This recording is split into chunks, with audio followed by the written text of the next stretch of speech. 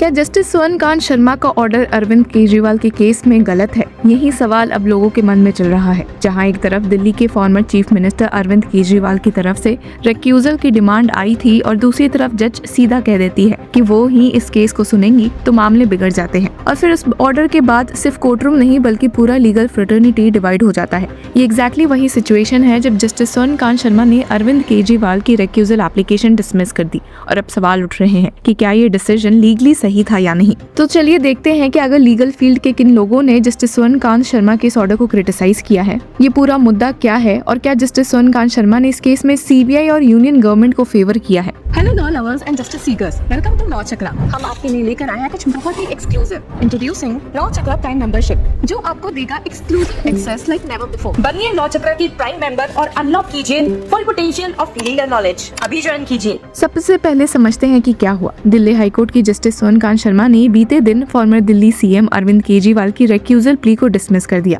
In the Delhi excise policy case. अब ये order कोई आम ऑर्डर नहीं है, ये 115 पेजेस का है और इसमें एक मेजर पॉइंट जो उठा है वो ये है कि even if relatives of this court are impaneled on government panels, the litigant is still required to show the proximity, relevance and impact of such impanelment on the present case or on the decision-making power of this court. No such nexus has been shown. यानी simple शब्दों में court ने ये साफ कहा है कि सिर्फ इस बेसिस पर कि जज के रिलेटिव्स गवर्नमेंट पैनल पर है, ये अज्यूम नहीं किया जा सकता कि जज बायस्ड होंगे। लिटिगेंट को यानी इस केस में अरविंद केजरीवाल को प्रॉपर प्रूफ शो करना चाहिए था, जो वो नहीं कर पाए। लेकिन कंट्रोवर्सी यहीं से शुरू होती है क्योंकि बहुत सारे सीनियर लॉयर्स और लीगल एक्सपर्ट्स इस रीजनिंग से अग्री नहीं कर रहे। एडवोकेट प्रशांत भूषण ने तुरंत रिएक्ट करते हुए ट्वीट किया कि justice Sharma has clearly not understood the law on recusal of judges from a case. A case for recusal is made out if the circumstances are such that the litigant would have a reasonable apprehension of bias. Actual bias doesn't need to be shown. अब ये एक बहुत ही important point है।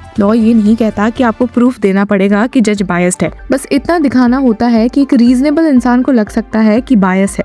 और इसी को लेकर senior advocate करुणा नंदी ने भी ट्वीट करते हुए कहा, facts taken together point to a reasonable apprehension of bias, here Justice Sharma applied wrong law. यानी कि सीनियर एडवोकेट करुणा नंदी भी कह रही है कि अरविंद केजरीवाल ने जितने पॉइंट्स उठाए थे उन सबको अगर टोटली एक साथ देखा जाए तो एक रीजनेबल एप्रीहेंशन ऑफ बायस जरूर पैदा होता है और इनडायरेक्टली जस्टिस शर्मा का ऑर्डर गलत है। वहीं जर्नलिस्ट सौरभ दास ने भी ट्वीट करते हुए कहा, oh what a terrible counter arguments by the honourable justice and now it's going all over. तो कोर डिबेट ये बन जाती है कि क्या जज ने गलत लीगल टेस्ट अप्लाई किया है, क्या उन्होंने प्रूफ ऑफ बायस डिमांड किया, जबकि लॉ सिर्फ रीजनेबल एप्रीहेंशन की बात करता है। और इसका जवाब ढूंढने के लिए हमें सुप्रीम कोर्ट की जूरिस्प्रूडेंस देखनी पड़ेगी। सबसे पहला लैंडमार्क केस है Ranjit Thakur versus Union of India 1987।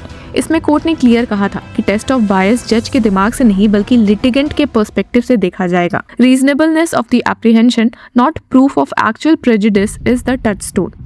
Justice must not only be done but manifestly be seen to be done. यानी सिर्फ इम्पार्शियल होना काफी नहीं है, इम्पार्शियल दिखना भी जरूरी है और इस केस में यही बात इग्नोर की गई है। फिर आता है state of Punjab versus Davinder Pal Singh Bhullar 2011, जहां सुप्रीम कोर्ट ने इस टेस्ट को थोड़ा रिफाइन किया। कोर्ट ने कहा कि रियल लाइकलीहुड ऑफ बायस होना चाहिए, मतलब एक रीजनेबल पर्सन को जेन्युइन डाउट होना चाहिए। और फिर एक और इम्पोर्टेंट केस है supreme court advocates on record association versus Union of India 2015, जहां ये एस्टैब्लिश हुआ कि रिक्यूजल का डिसीजन खुद जज ही लेंगे, लेकिन ट्रांसपेरेंसी जरूरी है।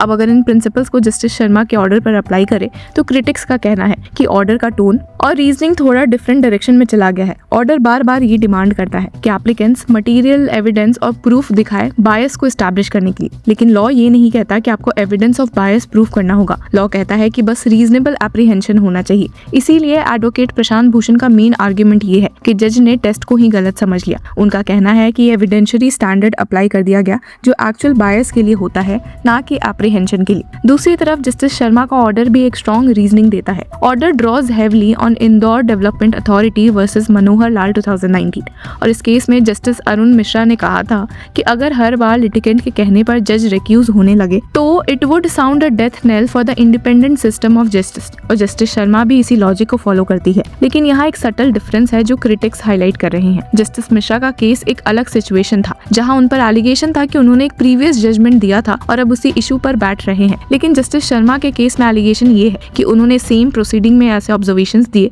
जो फाइनल डिसीजन को अफेक्ट कर सकते हैं। जैसे कि मार्च 9 के स्टेज पर उन्होंने ट्रायल कोर्ट के डिस्चार्ज ऑर्डर को प्राइमा फसाई एरनियस कहा था। अब एप्लीकेंट्स का कहना है कि ये सिर्फ ऑब्जर्वेशन नहीं बल्कि एक प्री जजमेंट जैसा लगता है। और फिर आता है एक और कंट्रोवर्शियल पॉइंट जो अधिवक्ता परिषद से रिलेटेड है। रिकॉर्ड में ये है कि जस्टिस शर्मा ने अखिल भारतीय अधिवक्ता परिषद के कुछ इवेंट्स अटेंड किए। अभी ऑर्गेनाइजेशन आरएसएस का लीगल अफिलिएट माना जाता है। इसी कंटेक्स्ट में एक और इंटरेस्टिंग डेवलपमेंट हुआ था जब फॉर्मर सुप्रीम कोर्ट जज जस्टिस अभय एस ओक ने कहा था कि एज अ सिटिंग जज I would have politely declined an invitation to speak on the परिषद्स platform. The body does have political inclination. और ये रिमार्क बाइंडिंग नहीं है लेकिन ये परसेप्शन क्रिएट करता है और रिक्यूजल लॉ में परसेप्शन ही सब कुछ होता है। क्रिटिक्स का कहना है कि जस्टिस शर्मा के ऑर्डर ने इस एस्पेक्ट को प्रॉपर्ली एड्रेस नहीं किया। इसके कॉन्ट्रास्ट में एक रीसेंट एग्जांपल दिया जा रहा है जस्टिस के.वी. विश्वनाथन का। On April 1, justice K V. Viswanathan of the supreme court recused from a case after reserving judgment on discovering past professional involvement. The bench called the reservation. यानी एक मैटर को कम्प्लीटली सुनने के बाद जज ने खुद स्टेप बैक किया to maintain integrity of the system.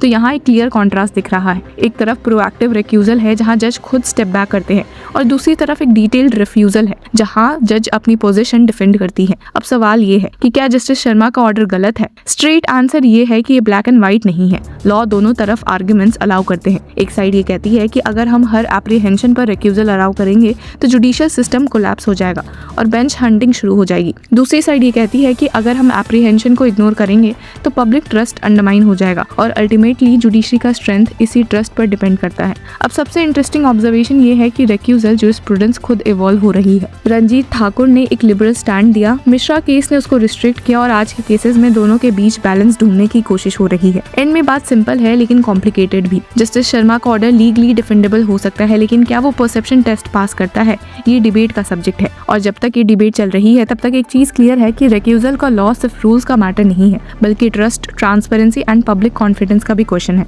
और शायद इसीलिए इशू इतना बड़ा बन गया है क्योंकि ये सिर्फ एक केस नहीं है, ये पूरे जुडिशियल सिस्टम की क्रेडिबिलिटी का सवाल है। तो व्यूअर्स, इस पूरे मुद्दे पर आपकी क्या राय है? Do let us know in the comment section. Until then keep following Law चक्र।